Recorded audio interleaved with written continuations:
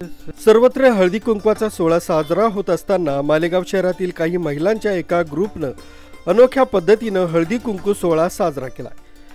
या सोहळ्याची सर्वत्र चर्चा होत असून या महिलांनी हळदी कुंकवानिमित्त दिला जाणारा वाण हा अनोख्या पद्धतीनं देत गोमातेसाठी मदत दिली आहे।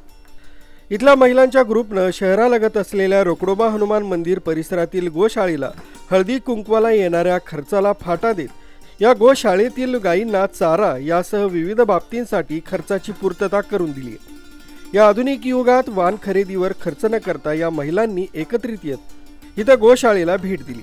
या प्रसंगी गोशाळेला आर्थिक स्वरूपात मदत करीत त्याच ठिकाणी एकमेकींना सौभाग्याचं देणं असलेला हळदी कुंकू सोहळा साजरा केला।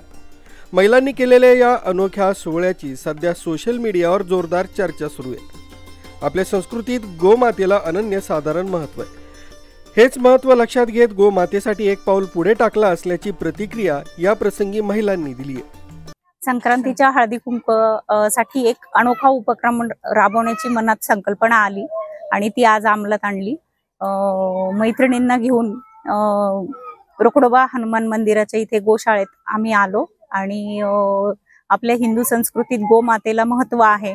आपण तिला माता असंच नाही म्हणत, त्यामुळे गो संरक्षण केलं पाहिजे, गो सेवा केली पाहिजे, गो संवर्धन केलंच पाहिजे। त्यामुळे मग आम्ही हा उपक्रम राबवला। वस्तू देण्यापेक्षा त्याऐवजी गायींना चारा, त्यांचं खाद्य, सकस असा आहार दिला आणि ते एक आत्मिक समाधान पण लाभलं आणि पर्यावरणासाठी पण हे चांगली गोष्ट आहे। गो माता की जय हो। धर्म का जय हो, अधर्म का नाश हो, प्राणियों में सद्भावना हो, विश्व का कल्याण हो। गो माता की जय, धर्म की जय। न्यूज ब्युरो, कसमध्ये अपडेट, मालेगाव।